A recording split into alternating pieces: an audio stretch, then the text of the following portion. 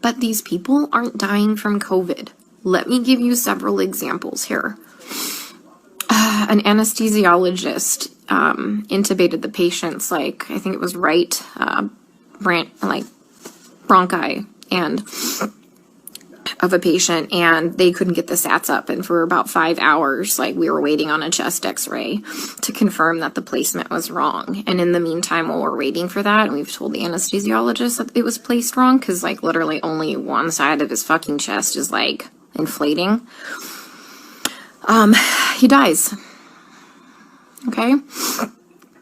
A patient had a heart rate of 40, and the resident started doing chest compressions on him, which is not what you do. You just externally pace them, or you give him some atropine. And then, I run in there to stop him from doing chest compressions on somebody with a fucking pulse. And then he decides to push epi. He throws some pads on him to defibrillate the guy in bradycardia. Okay, he has a heart rate of 40 and a stable, bradycardic rhythm. We just need to give him some atropine and pace him. He fucking defibrillates him and kills him. And I was literally ran out of the patient's room to get the director of nursing who was standing out there. And I'm like, can you stop him? He's going to kill that patient. He's going to kill that patient if he defibrillates him with bradycardia and a heart rate of 40. And the director of nursing just shook his head. And I turned around and he killed the dude. Okay? There was a nurse who placed an NG tube into some guy's lungs and filled his lungs with tube feeding. There was a nurse who confused a long-acting insulin with a short-acting insulin and gave 30 units of a fast-acting insulin and killed the guy.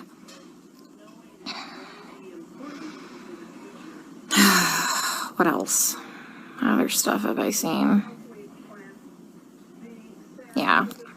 It's just here they're just gonna let them rot on the vent. They're medically mismanaging these patients. And I'm not a doctor, guys. I'm not professing to be a doctor by any means. But there's, like I said, basic standards of care that we have to do.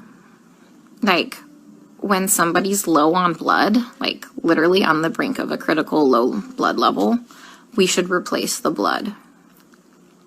But I asked the residents, and they're like, does he have internal bleeding? And I said, no. Then they're like, well, then we're not replacing the blood. Well, here's the thing.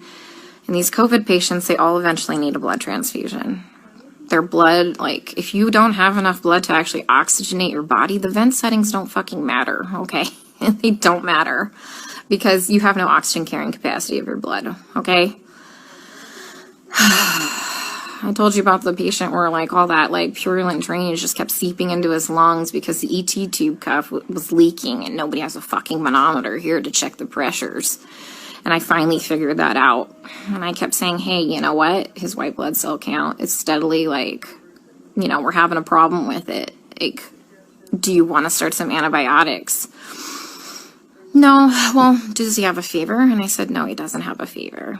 They didn't want to start antibiotics. Day shift nurse finally got a chest x-ray. He has full-blown pneumonia now. I've been telling them this for a while, but because he didn't have a fever, they didn't want to give him antibiotics. We have a nurse who, fell asleep at the fucking nurse's station while we were all in rooms, and her norepinephrine ran out, and the guy had no fucking blood pressure and didn't perfuse his brain, and I'm pretty sure he's brain dead. That same nurse is now running a CRRT machine, a dialysis-like machine, that she has never done before. She said she'll figure it out. Okay? I'm pretty fucking smart, and I figure a lot of shit out, but I would never attempt to try and figure out a CRRT machine on the fly. We are adequately staffed. There's a shit ton of staff in there, and we have a nurse who does CRRT in there. She has a different patient load. We told them, hey, let's just swap these nurses so the one that knows how to work this machine can work this machine, but they didn't want to do that. So I'm pretty sure that patient will be dead here in a couple hours. And this is why I freaked the fuck out yesterday. Because nobody is listening. They don't care what is happening to these people. They don't. I'm literally coming here every day and watching them kill them. Like, literally, some of these people are just on sedation to keep them on the vents. Nothing else. I have a lady on a tranq on a vent, and she's not even fucking cognizant. She's not even on sedation. You know what we give her every day? We give her breathing treatments, albuterol, and she gets insulin. And that's it. That's it. We're not treating the COVID, guys. Like, for real, we're not treating the COVID. You know, every day we try and get these guys off the vents, right? Because, you know, there's criteria for weaning. Every day, the day shift nurse will wean them down, like, to, like, minimum sedation. Every night, we come in and we get the same 2 residents, and they fucking max out all the sedation again and undo all the work from the day shift. Then the day shift attendant will come in and they'll all do rounds, and they'll be like, he wasn't synchronizing with the vent. So we had to turn all the sedation on. And I'm like, he wasn't synchronizing with the vent because it's in the wrong vent mode.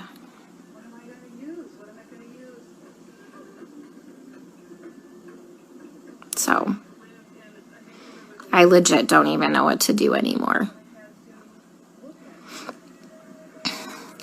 Like, I tried calling advocacy groups. I tried talking with management here, like the nursing admin. Like, nothing. Nobody's doing anything.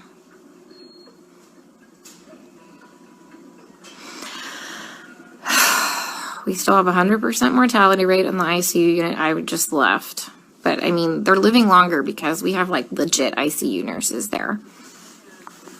So, CDC finally, like, not the CDC, FDA approved yesterday the remdesivir study. Like, to start using remdesivir for COVID patients.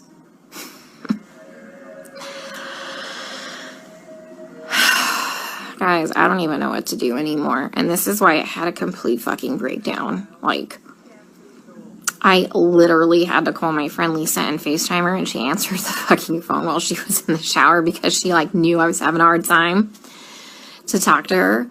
Because it's like going in the fucking Twilight Zone. Like, everyone here is okay with this.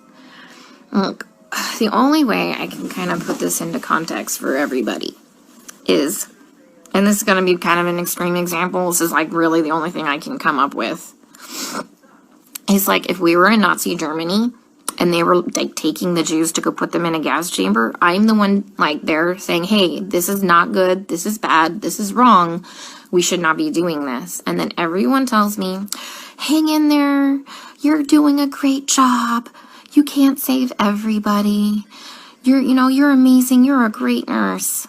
Guys, I know I'm a fucking good nurse. I know I go in there and I give it 500% every day. I know I'm not being negligent. Okay, I fucking know that. What I need is someone to help me save these people from being killed. Okay, from gross negligence and complete medical mismanagement. And no one is listening to me.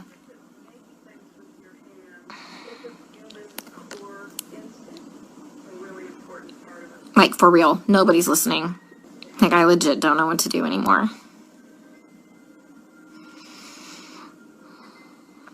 Can someone come up with, like, some type of a solution for me? Because I'm kind of out of ideas.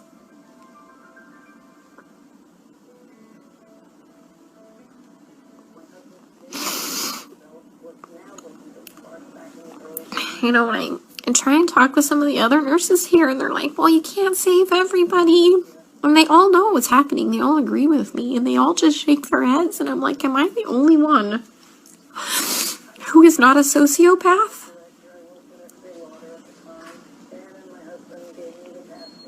To think that this is okay?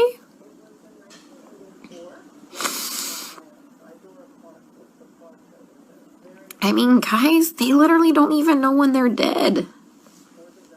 Like, how many times have I told you they've assigned me a dead person? Like, how long have they been dead? Nobody knows. Like, how is anybody assessing anything without a stethoscope? Normally we have, like, those disposable stethoscopes. But I knew what we were coming into, so I brought my old junky one. Nobody has listened to anybody's lungs as long as I've been here. Even with disposable stethoscopes. I am literally telling you that they're murdering these people, and nobody will listen to me. I mean, like I said, I'm not a doctor, but I'm pretty sure that when you defibrillate somebody with a heartbeat of 40 in a stable rhythm, and you kill them, that's murder.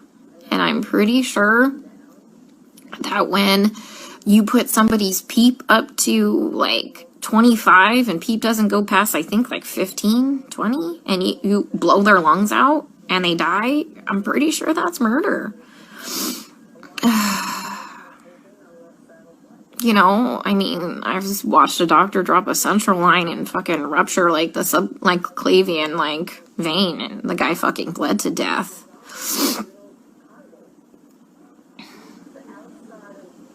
I mean, COVID didn't break that central line.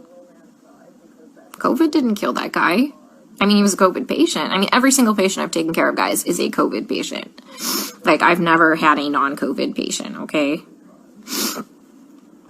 I watched an anesthesiologist place an ET tube and rupture their esophagus, and the guy choked to death on his own blood. COVID didn't place that ET tube incorrectly. Nobody cares because they're all minorities and we're in the fucking hood.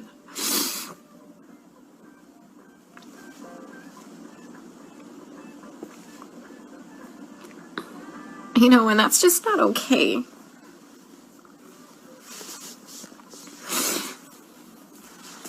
You know, I grew up really poor. And so I know what it's like to be, like, completely forgotten and for nobody to advocate for you. I'm sitting in the vending machine room because it's nice and cool. I'm in between units right now, so they haven't realized I'm gone. I figured I'd have a mini meltdown and then get my shit together because I've never been to the other unit. Mind you, I've been on this unit the whole time, and whatever, I'm flexible. But once again, you know, I talked to admin. Next day I got moved.